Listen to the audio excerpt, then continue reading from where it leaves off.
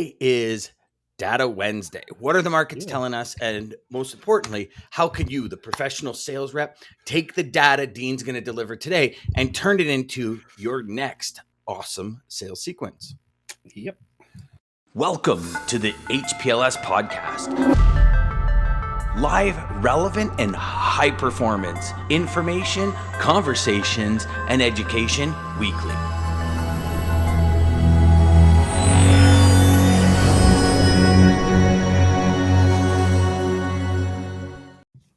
Have you guys ever had all of a sudden, like, all these bells and whistles start going off on your computer? Yes. Literally, as I'm hitting the intro, I don't know what's happened here. All these things have gone reverse. I'm hitting the intro. My screen just increased about 10 times the size. I don't, DJ, I don't know if you noticed, but you went off air for a I was second. frozen.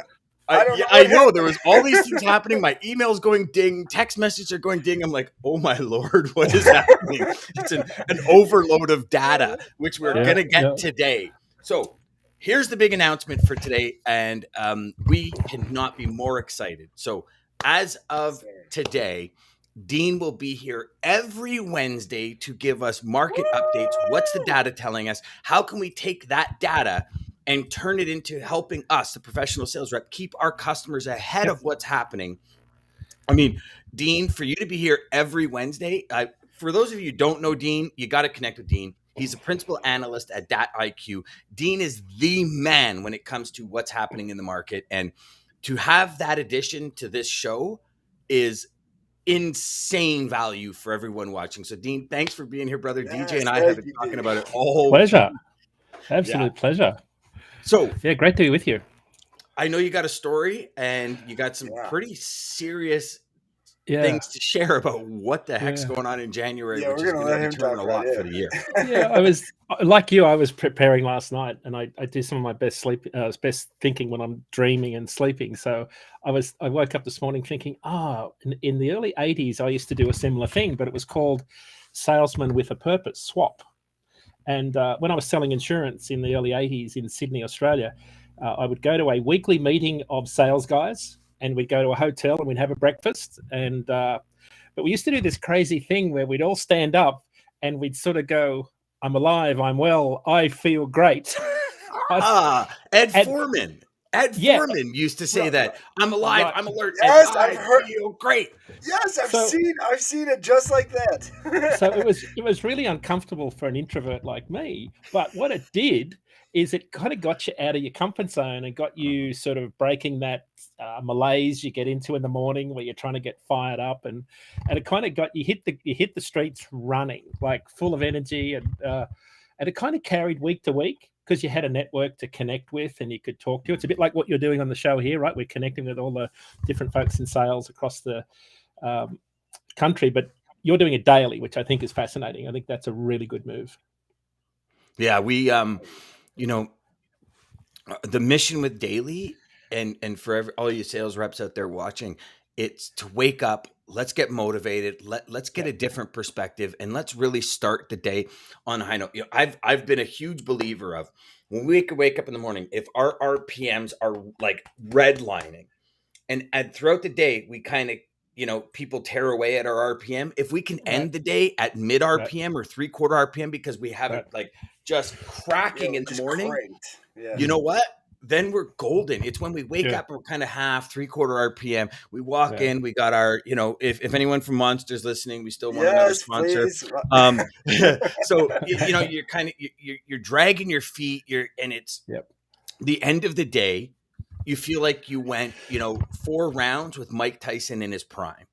And, our question became when DJ and I started really looking at this and saying, okay, we got to make a commitment to go daily. We were doing 3 days a week, Monday, Wednesday, Friday, and it was so much fun. And here's the thing, Dean, and you know it as well. When you do things like this, it's just as much for us as it is for everyone else. And, you call a spade a spade. When I was speaking on stage, when you do presentations, when you help train people, it's just as much for us. And it's not the accolades or the credit. It's when you help people understand things and when you help walk through scenarios, it resonates and it kind of solidifies in us.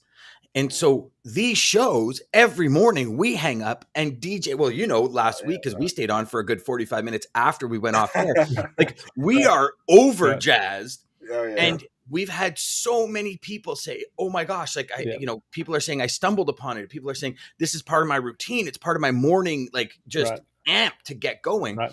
And that is everything, because if we can help give a sales rep a different perspective, like what you're about to bring to us today, a different understanding, they can go back and make their sales calls that are informative, that deal with relationship. And throughout, because it was literally DJ and I just said, okay, let's go 5 days a week. And it was just like, we'll just talk sales. Now we're coming up with formulas like Data Wednesday. We've got Mayhem Monday. We're going to bring customers in every Tuesday. We're going to have a different customer on. And if we can bring 5 different perspectives throughout the week, everyone we're going to hit on a different day. Right. So, I mean, I'm jazzed about today. Like I'm cranky, you can probably tell. And it's literally, I've had 4 sips of this. It's not like right. So it's, I mean, I might have had a couple of coffees, but like, so do you tell us what is going on? What is going on? Right. I don't want to give away the no, that's okay. I had I did a recording. I'm on Landline now tonight at 7 p.m. Eastern on Sirius XM 146, and it was the interviewer asked me. He said, "Do you think this is a trend? Like, as in rates are going to keep going up?" And I said, "It feels like it, because I've never seen anything like what's driving the market right now. Because you've got Omicron-driven absenteeism, you've got a supply chain disruption, you've got drivers are being held up on docks longer. We've got the sunset of the 3G network starts in 30 days. So the big network that's going to drop out is AT&T on February 22nd. So I think for anyone out there, this is an interesting data point, probably unrelated to DAT, but anybody that's got carriers they're working with that use ELDs, they're going to need to swap out their 3G device if their old ELD is on 3G. I mean, all Tesla cars that have been sold in a certain time frame have to be replaced. But I think what it'll, so anybody that's out there that's in the freight network that's got capacity, make sure their carriers are aware that the 3G network is upon us. The FMCSA is only giving them 8 days to rectify it, so they'll be out of coverage as soon as the sunset happens when the network drops. They'll have 8 days to rectify that. And unlike all telematics devices these days, which are over-the-air upgrades, this one you have to physically touch the truck, which means you're off the road for a day. So now off the road for a day, plus all the backup. So like with this, with this one thing, I see a lot of things happening. Half the mechanics because of Omicron, so people are calling in sick. A lot of the weather, the storms we've been having lately, I mean, insane things are shutting down. 3 weeks of weather.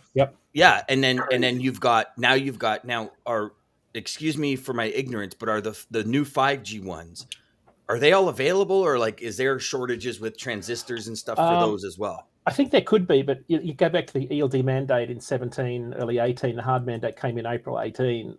All of those, most of those devices would have been on at least 4G by then. So, but there were still some 3G ones from the older days. In the ELD mandate brought about another 1 million devices onto the market. So I think that's an important one. But we've had 3 weeks of really bad weather, Dan. You bring a great point. And let me just finish the 3G point, because go for it. Warehouse sensors, if you're backing onto a cold store dock, right, those warehouse temperature sensors could be running on 3G.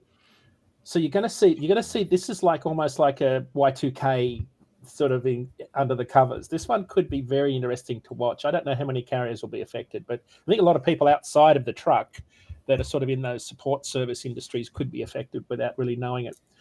So just back to the weather, we had Winter Storm Izzy come through. 11 states had double-digit snowfalls. We had 4 tornadoes touch down in Florida. It unprecedented. They didn't do this in days gone by when all the drivers on the road were super experienced, and they shut down. PennDOT, Pennsylvania DOT, shut down I-80, 70, and 90 Sunday noon before the storm came through, because they were worried about drivers getting into trouble. And a lot of inexperienced drivers do get into trouble, unfortunately. But it shut down the network, so a lot of those Monday deliveries are pushed out till Tuesday, even Wednesday. So that'll ripple through the freight network this week. So that's the third week in a row we've had major storms disrupt freight networks, right from Washington State I-90 right through the Midwest, down into the Mid-South, Mid-Atlantic, up into the Northeast. The polar vortex did the same thing to the freight market in February last year. Freight rates never came back down after that. It feels like that's happening again, but not just because of weather, but because of everything else that's going on. Because now you've got 8% of the workforce out of work on the West Coast because of COVID absenteeism policy. Not that they're sick necessarily, but they have to be out with a positive case.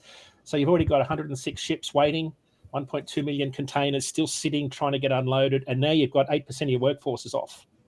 So that's going to create more supply chain disruptions going through. So it's like all of these things are sort of happening at the same time. And it's going to take us quite a while to work our way through this. And that's why I think spot rates did something last week they haven't done since January of 2018. It's the first time in the month of January since then they increased.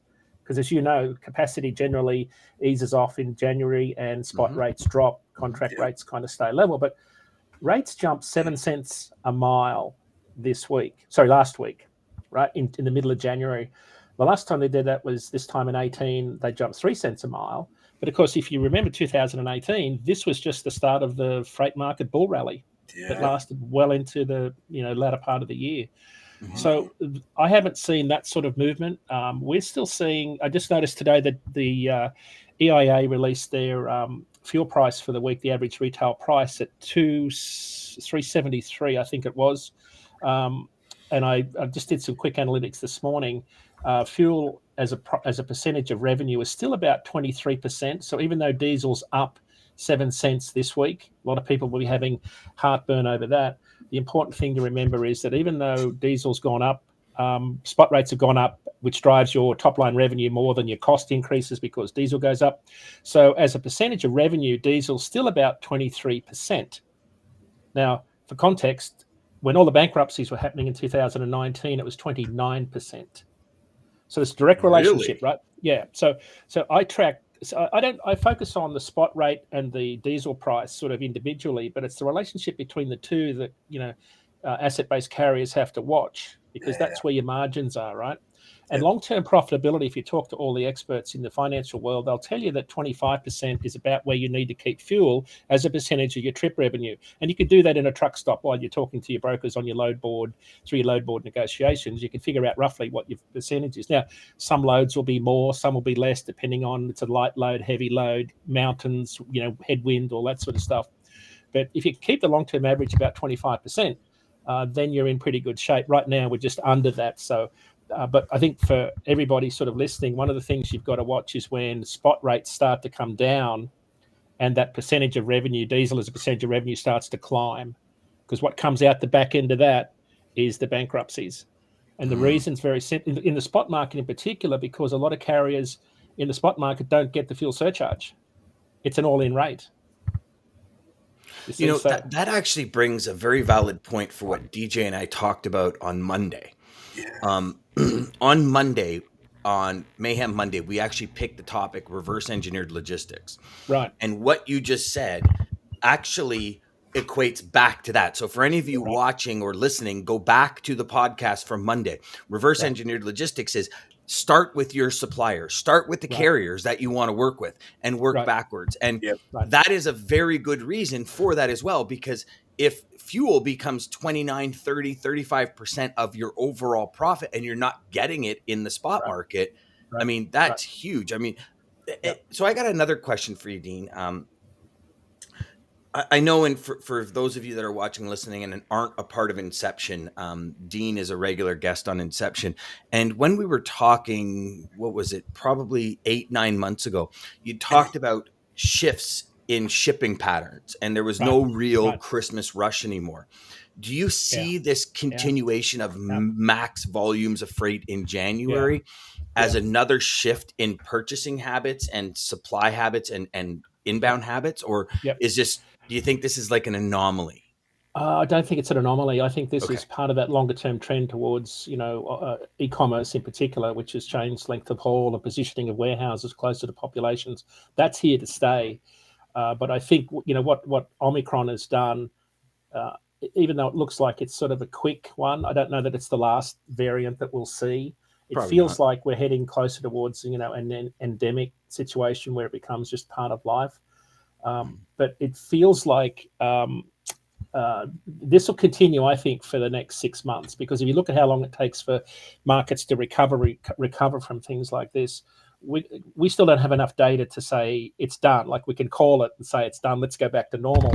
It'll be a very gradual tapering off that's going to take us well into the summer before we start to see anything come back to normal. And why I say that, spot market load post volumes are up 80% this week compared to the same week last year. 80%. So And is why that is there just suddenly people looking for extra capacity, or is that people yeah, trying to save money? any capacity? It's like any capacity that you can get a load moved, even a part load, Dan. So when we talked to shippers talked last week about, I think we covered on the show, inflated demand, where it appears there's higher demand for truckload capacity, but because trucks are sitting longer on docks, lower staffed warehouses, Yeah. it appears we've got a capacity shortage. It's just the capacity is not moving through the networks fast enough. And that's creating this. And what's also driving the inflated demand is a lot of loads have to move as soon as something's ready, because there's another part of the supply chain waiting on those goods. So you're seeing a lot more urgency in the spot market, a lot more loads going out that might have waited a little bit longer to be full. They're sending them. And I think that, so if you put all this together, you can see that you've got a lot of Christmas inventory that's still sitting on ships offshore that didn't make it in time. That's that they're fighting for warehouse space. A lot of freight is moving from warehouse to warehouse to warehouse to find a home because it hasn't been sold. We're starting to see that pattern start to emerge again. So there's just lots of things going on in the spot market. And I think whenever we've got that disruption and turmoil, we're going to see this continue like this, I think, for the foreseeable future. Now, a data point I would like to share is we looked at all of our loads moved last year, because there's been a lot of misleading information in the market about how high our freight volumes are year over year. And admittedly, some commodities are pumping out a lot more volume, year over year, things that we need, as opposed to things we don't need. Our total loads moved within the DAT freight network, which is, remember, it's about 120 billion in freight spend. So it's about a third of the truckload market. Total loads moved were flat from 2021 to 2020 to 2021. Right. So over the last 2 years, the number of loads moved didn't change. Right. What changed last year, though, was the number of loads on the contract market dropped 12%. The number of loads moved on the spot market increased 12%. So there was a shift. There was almost a doubling of the volume moved in the spot market. And normally in good times, normal times, the amount of volume moved in spot is around, it's like a 90-10 split, maybe 85-15 between contract spot. It's up around 25% of volume is moving on the spot market now because of all the factors we just spoke about. Big carriers can't get enough trucks out of factories. They can't increase capacity if they wanted to. Can't find enough drivers. Drivers are finding better jobs shorter to home, so long-haul truckload capacity is tight. So they can't add capacity even if they wanted. And of course, what that's moving is if they're still rejecting around 25% of their loads every day that they get through the TMS system, right, from the shippers, if they're still rejecting around a quarter of those and only accepting like three quarters, that volume's going to the spot market. It drops down through the routing guides and it goes out at a higher rate. So lots of things happening right now that's driving this spot market, and I think we'll see this well into the summer before. I think the catalyst is we've got to see some signs that the pandemic's reaching its conclusion, but we're a ways from that yet. Well, so a couple of things that go on through my head is, there was an article, and I have a lot of friends in construction, and one of the things that they said is something that most people don't think about is, Right. more of country homes that are on septics. Right. The gentleman that one of my buddies, he's an excavator, his main business is septics. He goes, Dan, Right. I can't keep up. He goes, Yeah. like 3 years ago, Right. I would do a septic a week kind of thing. And I mean, Right. in my town, we're 15,000 people in the town that I live in, Right. and surrounding towns. He goes, I'm doing 10 a week now.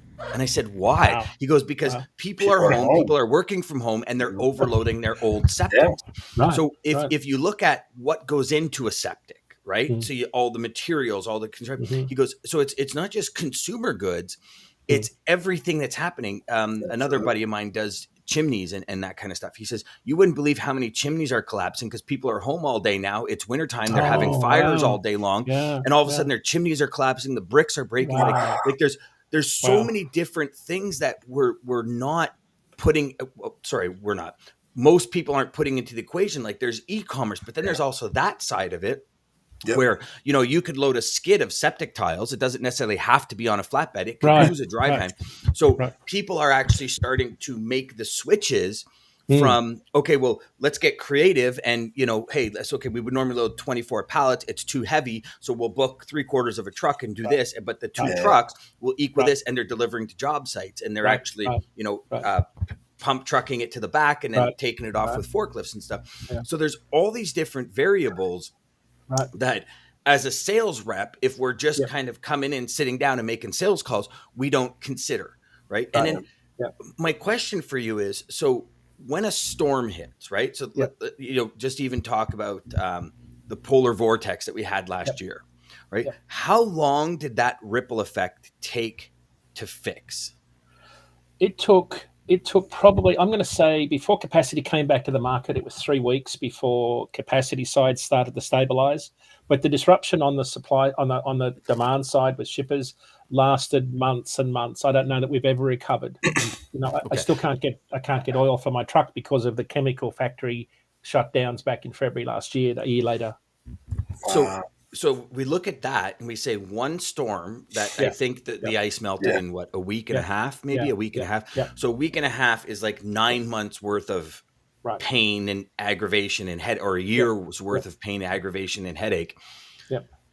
How long do we really think? Like, so then let's look at this, right? So you've got people retooling, you got people going back into different works, you got people that are saying, you know what, I'm done. I'm retiring. I'm done with this crap. I have friends that are truck drivers, been truck drivers forever. Their deal was they're going to retire in 5 years.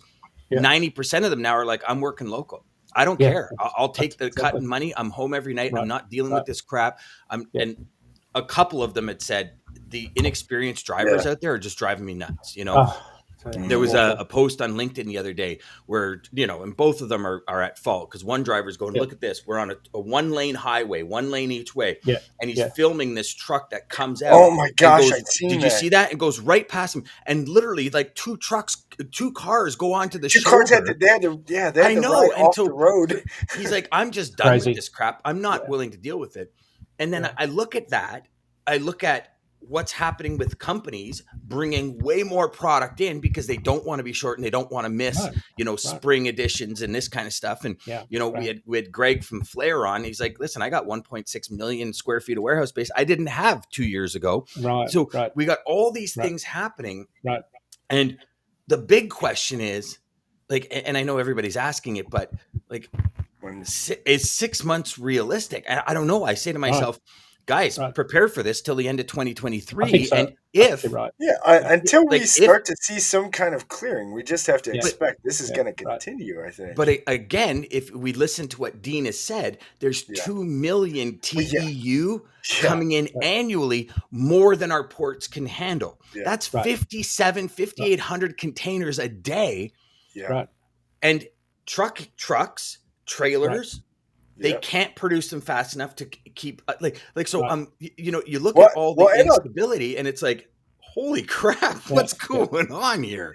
Well, and I'll tell you about, even so, Dean, you talked about the ELDs, and I'm glad you brought that up, but I seen a report last night even about the airports are really fighting against the bigs, the AT&T and Verizon for switching to 5G. I saw that, because of what it does, or what it's doing to some of the airline equipment. And it's not the phones itself, it's the towers.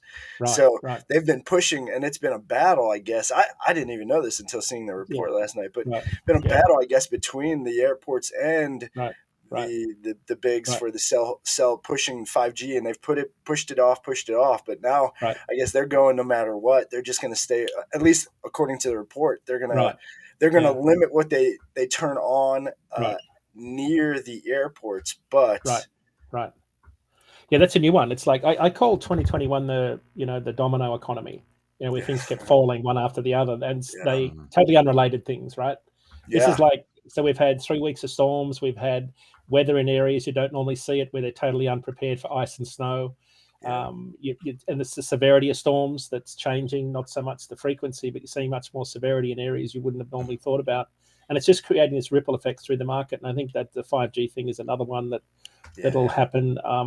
Dan, I think we could see the supply chain, especially on the import side. Exports have suffered, of course, because the lack of availability of equipment. But in the truckload sector, we could certainly see this go all year. I don't know that there's any change there, because we've taken so much market share from the intermodal railroad side of the industry. A lot of shippers use intermodal as a low-cost alternative.